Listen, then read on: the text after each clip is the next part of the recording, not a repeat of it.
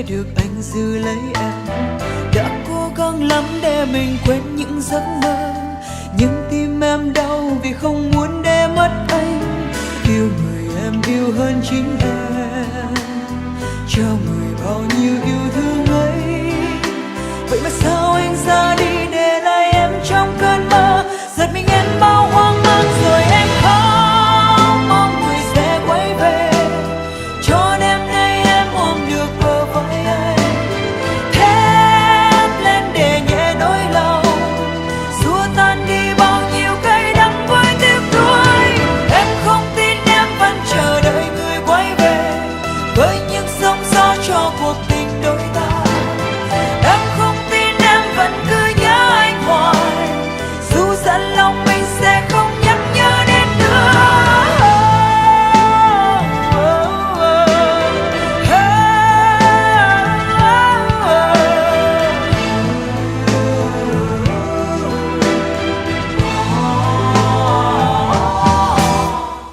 Yêu người em yêu hơn chính em, cho người bao nhiêu yêu thương ấy. Vậy mà sao anh ra đi để lại em trong cơn mơ, giật mình em bao hoang mang rồi em khóc, mong người sẽ quay về cho đêm nay em ôm được bờ vai anh. Thét lên để nhẹ nỗi lòng, xua tan đi bao nhiêu cay đắng với tiếc nuối. Em không tin em vẫn chờ đợi người quay về với những sóng gió cho cuộc tình đôi ta. Em không tin em vẫn cứ nhớ anh hoài, dù dặn lòng mình sẽ không nhắc nhớ đến nữa.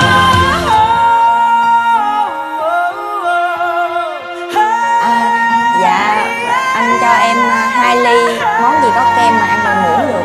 Cảm ơn anh.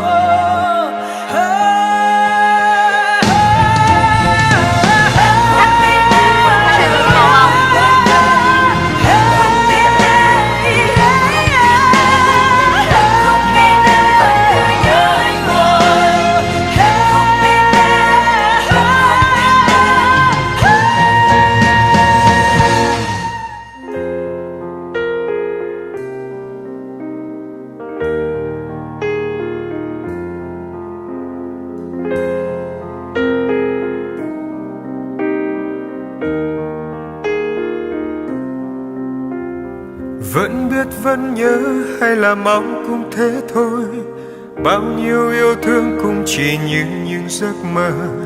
Đã cố gắng sống khi tình yêu đã cách xa, con tim anh đau vì không ngăn nỗi nhớ em. Yêu người anh yêu hơn chính anh, trao người bao nhiêu yêu thương ấy.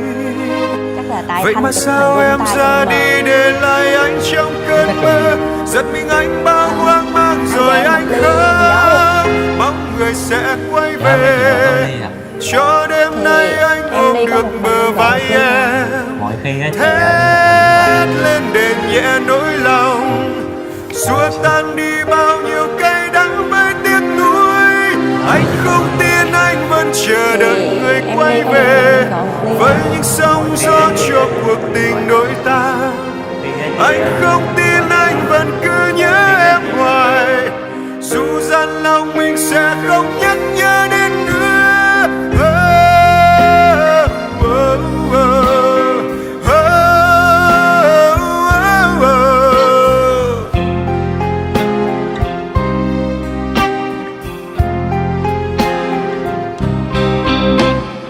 Vẫn ánh mắt ấy vẫn là em như lúc xưa, anh đưa đôi tay để được em giữ lấy anh.